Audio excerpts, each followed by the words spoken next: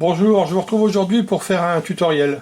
Alors bon, je n'ai pas vocation vraiment à faire des tutos, mais là en l'occurrence j'ai eu un petit souci avec FreeCAD. Et donc comme j'ai eu un peu de mal à trouver la bonne solution, je me permets de faire un tuto pour montrer ma solution qui me semble-t-il est très correcte. Donc en fait l'histoire de ce problème c'est que bon j'utilise beaucoup des petites pastilles autocollantes comme ceci qui sont vendues en rouleau. Ici c'est des 15 mm de diamètre, mais j'utilise aussi des 19 mm de diamètre, des blanches et des noires. Et donc elles sont vendues dans des cartons comme celui-ci, et rapidement le carton, vous voyez, il se dégrade. Ici celle-ci elle est sortie une fois ou deux de boîte et elle a commencé déjà à partir en morceaux. Donc j'ai décidé de me fabriquer des boîtes ici en matière plastique à l'imprimante 3D. Donc je leur ai mis donc le ruban il est là-dedans, hein, c'est tout bête. Ici il y a ce que j'appelle le guide avec ici une fente qui fait 1 mm de largeur dans lequel on passe le ruban, et quand on le tire ici, les pastilles viennent se présenter bien, elles se décollent pour les récupérer, c'est super pratique et au moins c'est solide, ça bouge pas dans le sac, tout se déroule pas n'importe comment. Donc voilà. Ici en l'occurrence c'est des pastilles noires, donc j'ai fait une boîte noire, mais il y a des pour les pastilles blanches, j'en ai pas sous la main, mais j'ai fait des boîtes pareilles blanches. J'en ai fait pour les 15 mm et j'en ai fait pour les 19 mm. Et pour reconnaître tout ça, à part la couleur, j'ai souhaité ici écrire ici sur le guide ici le diamètre des pastilles. En l'occurrence ici 19 mm. Et bah, c'est pour faire ça que j'ai rencontré une difficulté avec FreeCAD. En fait, c'est pas si évident que ça pourrait le paraître. C'est pour ça que j'ai d'abord fait des recherches sur YouTube. J'ai trouvé plusieurs vidéos fort intéressantes aux demandes, des en français, des en anglais. Seulement, bah, ce qui était dedans, ça fonctionnait pas du tout. Et pour la bonne et simple raison, semble-t-il, d'après ce que j'ai vu dans les commentaires, et pour moi c'est effectivement la vérité, c'est que ces vidéos ne concernent pas les toutes dernières versions de FreeCAD. Moi, en l'occurrence, j'utilise la 0.18, et donc avec cette version, il semble qu'avec la 0.17, c'est pareil, ces tutos ne s'appliquent pas bien. Ce matin, j'ai trouvé une vidéo sympa d'ailleurs de quelqu'un qui en a fait une qui est pas mal quand même. J'ai oublié son nom, désolé, j'essaierai de le mettre peut-être en commentaire. Mais bon, il avait des solutions qui me plaisent pas tout à fait. C'est pas mal, mais c'est pas exactement ce qui me convient. Donc c'est pour ça que je me permets de faire ce petit tuto. Entre parenthèses, j'ai fait le même il y a quelques jours, mais il y avait plusieurs erreurs ou imprécisions. Donc j'ai décidé de le refaire. Donc alors ici donc j'ai mis le diamètre des pastilles, et ici accessoirement j'ai mis mes initiales. Pourquoi? Parce que je vais en faire aussi pour les copains, et pour leur faire plaisir, bah, je mettrai leurs initiales sur la boîte. Voilà, donc c'est pour faire ces inscriptions en 3D avec FreeCAD que j'ai réalisé ce tuto. Donc là je ne vais pas parler davantage de ces boîtes, on les a vues, elles sont jolies, j'aime bien. Et je vais passer sur mon PC pour montrer donc comment on fait ces inscriptions en 3D avec FreeCAD. Donc je vous retrouve tout de suite sur mon PC en partage d'écran. Bien, nous voici donc dans le logiciel FreeCAD. J'ai ouvert le fichier qui contient ma boîte. J'ai uniquement affiché le couvercle qui est ici. On reconnaît ici la fente de laquelle sort le ruban, et ici le guide qui sert à guider le ruban, avec ici sa petite fente ici de 1 mm de largeur, dans lequel on vient glisser le ruban. Et c'est donc sur cette face ici, qui est maintenant en vert, que je veux écrire le diamètre des pastilles de la boîte. En l'occurrence, cette boîte est sur des pastilles de 19 mm, donc je veux écrire ici 19, tout simplement. Je vais l'écrire en creux parce que je veux pas augmenter la dimension hors tout de ma boîte, mais je pourrais très bien l'écrire en relief, c'est un peu la même technique. Ça seulement ici, ça c'est quelque chose, il faut commencer par écrire un texte. Alors quelle que soit la méthode, il y a plusieurs méthodes hein, pour faire ça, mais quelle que soit la méthode, il faut obligatoirement commencer par créer le texte, et ça se fait non pas dans l'atelier Perm Design, mais dans l'atelier qui s'appelle ici Draft. Alors Draft ça signifie brouillon, hein. Donc il faut aller dans l'atelier Draft, et on va créer un texte selon le plan de référence. Alors ici le plan de référence c'est celui de la grille, c'est celui d'origine en fait, c'est au moment où j'ai créé mon esquisse initiale pour créer le pad de la première de l'objet général. Je pourrais créer selon ici cette grille, mais c'est perpendiculaire au plan qui m'intéresse ici. C'est pas très parlant. Il faudrait le redresser après. C'est possible, mais c'est un peu la complication inutile. Donc je vais plutôt ici associer créer un nouveau plan de référence qui soit ici plaqué sur cette face. Je vais ici redresser mon image pour que ce soit qu'on soit bien sur des plans, sur des choses bien perpendiculaires. Et donc je vais ici sélectionner cette face, c'était déjà fait, et ici avec le bouton OT, je vais déplacer le plan de référence. Voilà. Le plan de référence est maintenant ici plaqué sur la face de mon guide. Je peux maintenant créer ma chaîne de caractères. Alors on se précipite pas sur le A ici c'est pour créer une annotation, c'est pas ce qui nous intéresse. On va ici sur le S, voilà, pour créer une forme à partir d'une chaîne de caractères. Apparaît ce panneau avec les coordonnées X, Y, Z de là où on veut démarrer le texte. Alors c'est pas très important dans la mesure où de toute façon on va être obligé, on va voir, de le rebouger plus tard, mais autant le créer à peu près à l'endroit qui nous intéresse. Donc je clique ici au milieu de cette face. Le texte qu'on veut mettre, en l'occurrence moi c'est 19. La hauteur de texte, je vais mettre 10 mm, c'est très bien, mon guide fait 20 ici. Il faut donner un fichier de police, de fonte. Alors ça, il faut utiliser un fichier TTF tout à fait classique, comme ceux qu'on trouve sous Windows, par exemple, dans l'arborescence Windows, ou qu'on télécharge sur Internet. Moi ici, je vais prendre le fichier Arial Bold, Arial Gras, ici, et voilà. Et alors on fait attention ici, moi j'ai eu des soucis, j'avais une fois un chemin qui contenait le mot boîte avec un accent circonflexe et ça marchait pas. Et contrairement à ce que j'ai dit, par contre s'il y a des espaces, c'est pas grave. Donc on fait attention quand même ici à l'arborescence. Je peux, bon là tout est bon, j'ai tout fait, je peux cliquer et valider mon texte. Donc on voit que mon texte il apparaît mal orienté, il faudrait le tourner, mal placé. Il y a des outils ici qui permettent de le tourner, de le déplacer, ça sert à rien de s'embêter avec parce qu'on va voir que plus tard, le système va nous le redéplacer. Donc on serait obligé de le rebouger une deuxième fois, donc ça sert à rien de s'embêter ici. On n'a plus rien à faire en fait ici dans l'atelier draft. On peut retourner dans notre atelier par design, voilà. On voit ici que le système a créé ce qu'il appelle une shape string. En fait, c'est ni plus ni moins qu'une esquisse, mais au lieu de porter une figure géométrique, elle porte une string, une chaîne. Je vais d'ailleurs leur nommer, soit parlant, SSTR, je les appelle toujours comme ça, comme shape string, underscore. Elle va porter la taille. Voilà.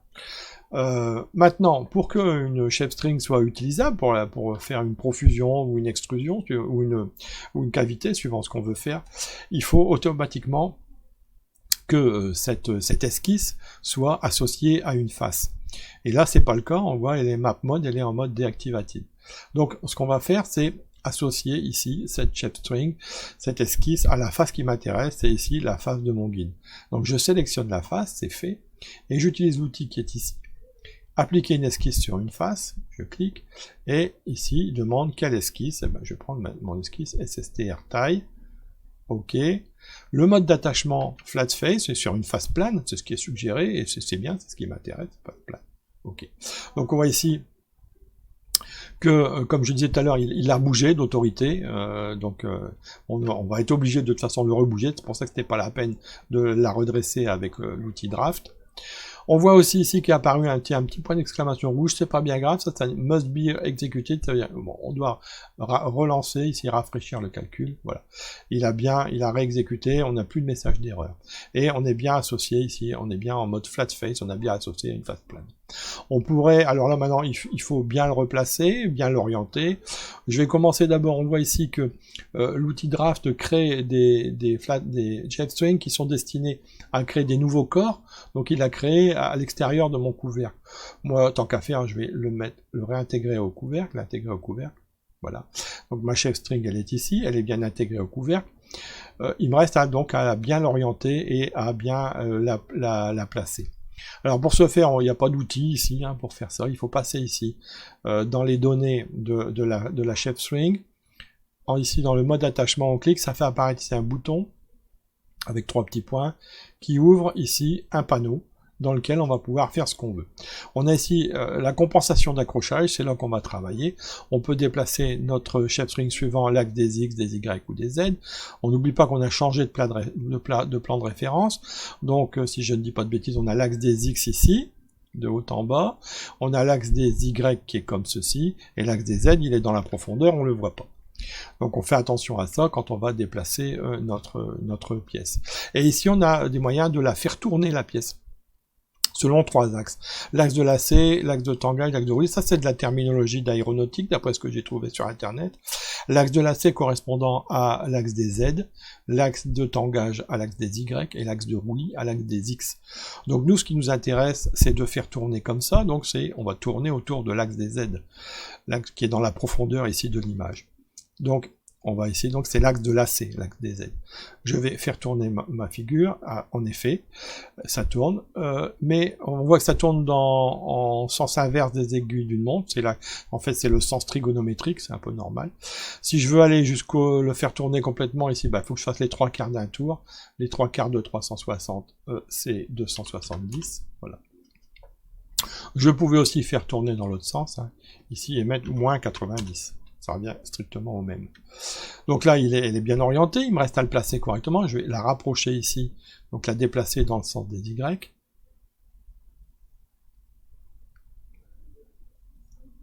Voilà. La descendre un peu dans le sens des X. Donc là, je suis un peu trop bas. Dans le sens des Y, je vois ici, j'ai 4 mm, et là j'en ai 3, donc pour équilibrer ici, je vais mettre 21,5. Voilà, là, mon 19, il est bien placé où je veux. Je peux dire OK, c'est tout bon. Et ben, il me reste maintenant à faire ou une profusion si je veux du relief, ou une cavité si je veux ici en creux. Donc il faut d'abord ici que j'active le corps. Je choisis ma chef string et je vais faire une cavité. Alors, je rappelle que, ça, petit bug d'affichage, c'est fréquent avec FreeCAD, c'est pas bien grave. Je rappelle que la paroi du guide dans lequel je veux faire ma cavité fait 1,2 mm d'épaisseur. Bêtement, la première fois, je me dis, je vais la traverser complètement, cette petite paroi, pour que qu'on voit passer le ruban derrière, que ce soit complètement creux, que ça traverse mon inscription. Donc, ça fait 1,2 mm, j'ai dit, tiens, je vais faire un creux de 1,3 mm. Le bug d'affichage et je fais OK. Et là, j'ai un message d'erreur. Pocket results as multiple solids. Alors, c'est normal. C'est parce que j'ai fait quelque chose qui est incohérent, en fait. Ça veut dire que ça crée plusieurs objets, ce qui n'est pas possible. Parce que, en fait, si je traverse complètement, cette partie centrale du 9, ici, qui est censée rester en matière, elle se retrouve attachée à rien. Donc, c'est pas possible. C'est pour ça que le système a rejeté ma manip. On verra plus tard qu'il y a moyen de le faire quand même, mais en changeant de fonte en fait, en utilisant une fonte comme il y en existe des fontes comme on fait des pochoirs par exemple, où il y a ici une partie qui raccorde le centre ici au trou, on pourrait faire complètement en creux. Bon, là je vais pas faire ça, je vais garder ici, mais je vais juste ici faire moins profond, je vais mettre de 0,7 mm en creux par exemple, il restera 5 dixièmes de matière derrière, ok. Voilà, là ça a accepté. Si je tourne ici, on voit que on a bien mon texte qui est en creux. Mon texte qui a en creux dans la matière. Voilà, ici on le voit un peu mieux. Ok. Donc je vais redresser, non c'est pas la peine. Ici, je vais renommer tout de suite la pocket. F2, je vais l'appeler poc underscore taille. Voilà qui est fait. Ensuite, j'avais dit que je voulais ici mettre les initiales de la personne pour qui je vais faire cette boîte. Alors là, cette fois, c'est plus la peine de changer de plan, mais par contre, il faut retourner dans l'outil draft, dans l'atelier draft. C'est pas la peine de changer de plan. On n'est pas contre la face. Hein, le plan ici, on voit qu'il est décalé, il est par rapport à ça, mais par contre, on est bien dans le bon sens de la face, donc je peux créer mon texte ici de cette façon. Alors, je prends le même outil, les coordonnées, c'est pareil, je vais le faire démarrer à peu près là où je veux que ce soit à la fin, mais de toute façon il va le bouger. Je vais mettre les initiales d'un copain, PCD, hauteur, je vais mettre un peu plus petit, 7 mm, le fichier de police, je vais utiliser le même que tout à l'heure, le Arial Bold. Ok, donc on voit ici, mon texte il est apparu. Encore une fois, il est mal placé, mal orienté, mais c'est pas grave. Je vais renommer d'abord ici la chef string, la nouvelle. Je vais l'appeler SSTR. Elle va porter les initiales, celle-là, donc je vais l'appeler initiale. Voilà. Et je vais repartir dans mon atelier Part Design. Ok. Je vais faire comme tout à l'heure, pour que ça fonctionne, il faut que j'associe la chef string à une face, et également d'abord, pareil, d'abord la réintégrer dans mon couvercle. Voilà, elle est dans mon couvercle, et je vais donc l'associer à une face. En fait, c'est cette face ici, voilà, que je viens de sélectionner, parce qui est ici, sur laquelle je veux plaquer ma chef string pour faire mon inscription en relief. Donc ici, j'ai sélectionné la face, je vais réutiliser le même outil, appliquer une esquisse sur une face. Cette fois, c'est la nouvelle esquisse SSTR initiale. OK, pareil, flat face. OK, voilà. On voit qu'une fois de plus, il l'a redéplacé complètement, hein, à chaque fois c'est la même chose. Ici, pareil, le petit message d'alerte, je rafraîchis et c'est tout bon. Je vais pouvoir placer maintenant correctement mon texte là où je veux. Je vais recentrer un peu ici mon image. Voilà, ici, zoomer un peu.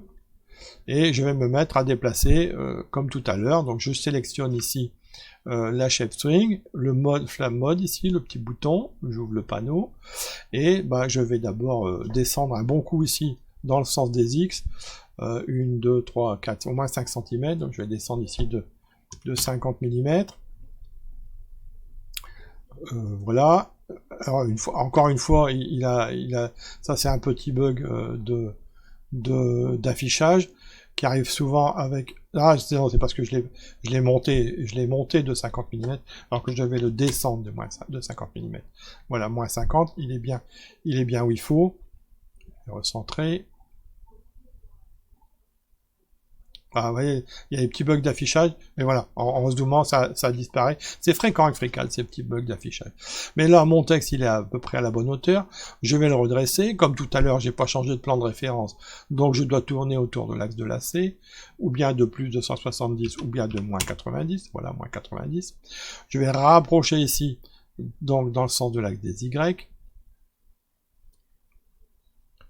pour le centrer. Voilà qui est fait. Peut-être un peu plus, voilà. Et je vais le descendre plus bas, encore ici moins. Voilà, juste en bas comme ça, voilà, il est bien placé, ok, tout va bien. Et ben, je peux maintenant, comme celui-là je le veux en relief, et ben, je vais créer avec ici une profusion. Voilà, je vais faire une profusion de 1 mm d'épaisseur, ça suffit pour un petit texte. C'est même beaucoup à la limite. Voilà, c'est fait, je vais renommer le pad ici.